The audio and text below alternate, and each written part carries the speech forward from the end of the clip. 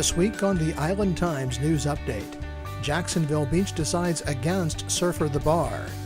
Neptune Beach will consider an ordinance to allow food trucks under certain conditions, and Atlantic Beach will discuss walking paths in the Dutton Island Preserve.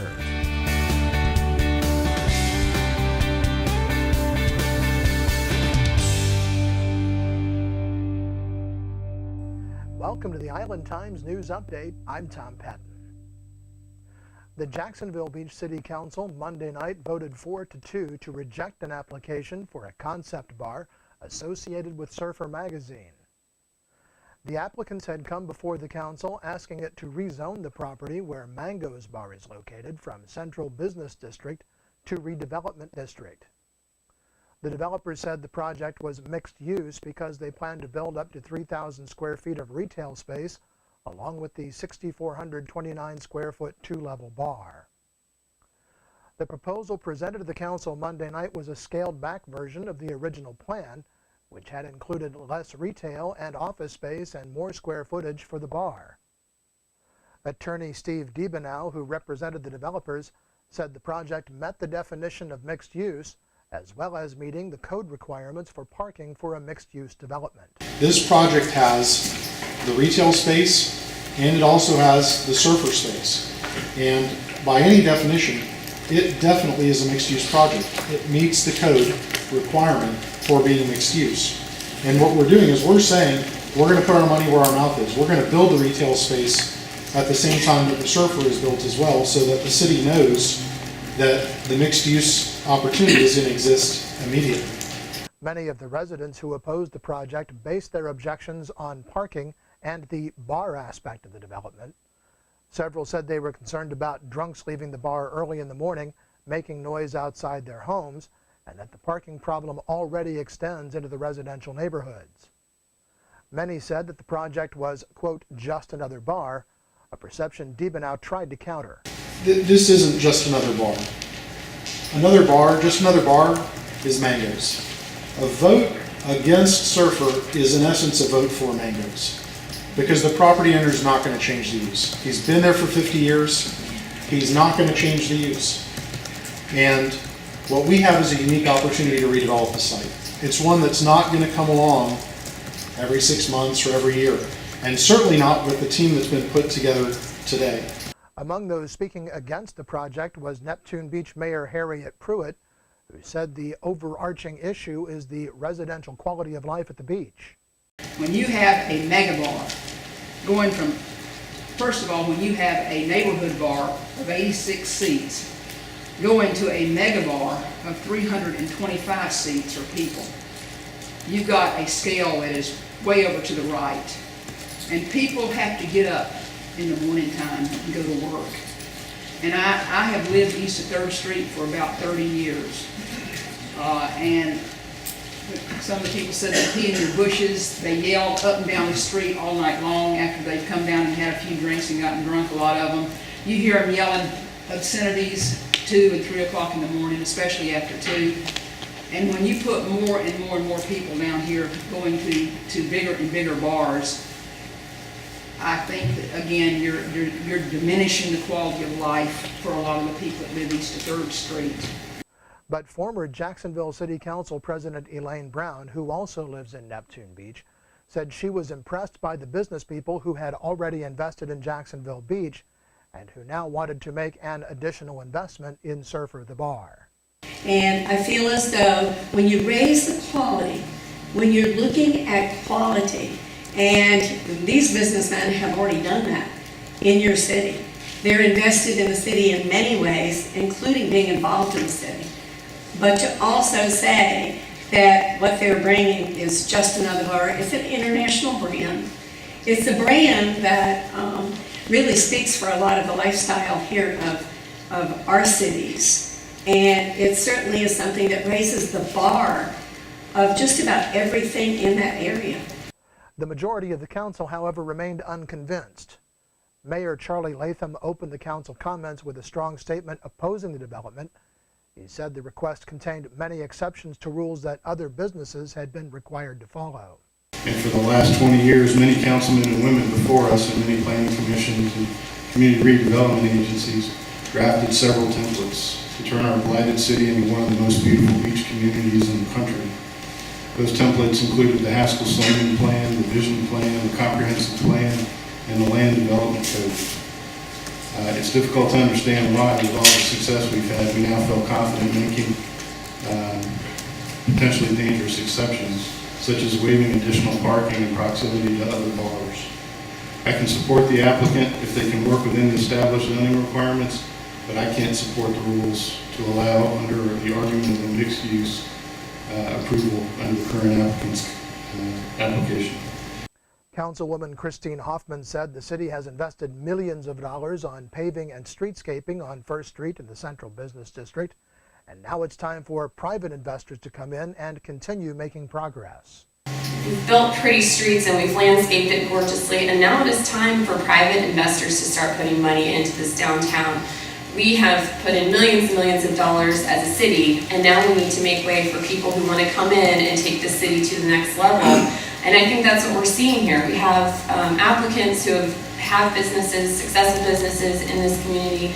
They're invested and they're willing, and they probably already have, just to get to this point, put in a lot of their own money to put an investment into our community. So I think that that's really how I see it. I don't care about Surfer, the magazine, whatever, that's all well and good, but I don't really care about the international brand. I care about the possibility of taking this just completely blighted area and bar and putting something really beautiful in there that has a real chance to be a successful foothold at that end of our downtown. Mayor Latham, Councilman Steve Harketmeyer and Tom Taylor, and Councilwoman Janelle Wilson voted against the application. Council members Phil Vogelsang and Chris Hoffman voted for the project, and Councilman Keith Doherty abstained in order to avoid any possible conflict of interest. With the application failing on first read of the rezoning ordinance, the plan for the redevelopment of the property dies. The Neptune Beach City Council will consider an ordinance Monday night that would allow food trucks to operate in Neptune Beach under certain circumstances. The issue came to a head earlier this month when a food truck that had been invited to offer lunch at the Beaches branch of the Jacksonville Public Library for its noon break event abruptly canceled after being told by a city employee that mobile food vendors are not allowed to operate in Neptune Beach, though there is no specific mention of mobile food vendors or food trucks in the city's municipal code. Under the proposed ordinance, to operate at a special event, the property owner must give written consent for the mobile food vendor to open on the property, or the event organizer must secure that permission. The mobile food vendor must have a Neptune Beach business tax receipt, show proof of a $1 million insurance policy, and proof of inspection by the Duval County Health Department of the food truck within the last 6 months. The mobile food vendors would generally not be allowed to operate in the Central Business District, on the beach, or in residential neighborhoods. The ordinance will be considered on first read Monday night at a special called meeting, and then discussed further at a workshop meeting immediately following the voting meeting. In Atlantic Beach, the City Commission will discuss a proposed walking path linking the mainland with the Marsh Islands along the Intercoastal Waterway. The path was originally planned to follow the JEA easement along the edge of the marsh, but that plan met with strong opposition from those who lived along the proposed path. The plan that has been recommended is an 8-foot wide pedestrian path separated from the existing Dutton Island Road pavement by a 4-foot divider swale. Public Works Director Doug Layton said in a document prepared for the Commission that separation of the existing road and the pedestrian path would enhance the walking experience by separating the walkers from the roadway. It would also minimize cars trying to use the pedestrian path as a second lane. The cost estimate for this option is $450,000. Construction of the project is not expected to begin until 2016.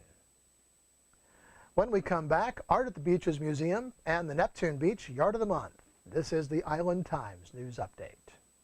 Charlie's Tropic Heating and Air Conditioning in Atlantic Beach offers a full range of residential and commercial heating and air conditioning services, from new installation to replacement and remodeling.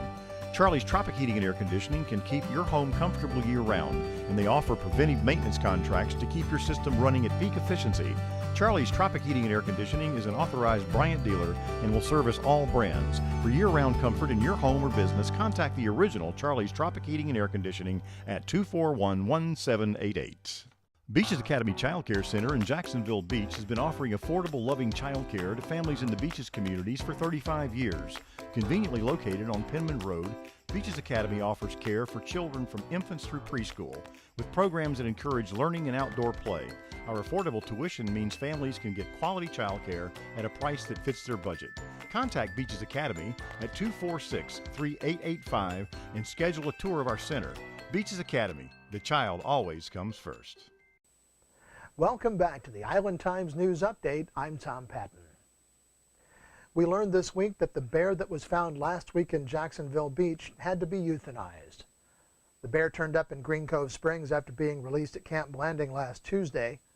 Wildlife biologists at Florida Fish and Wildlife said the bear had a brain tumor and had to be put down.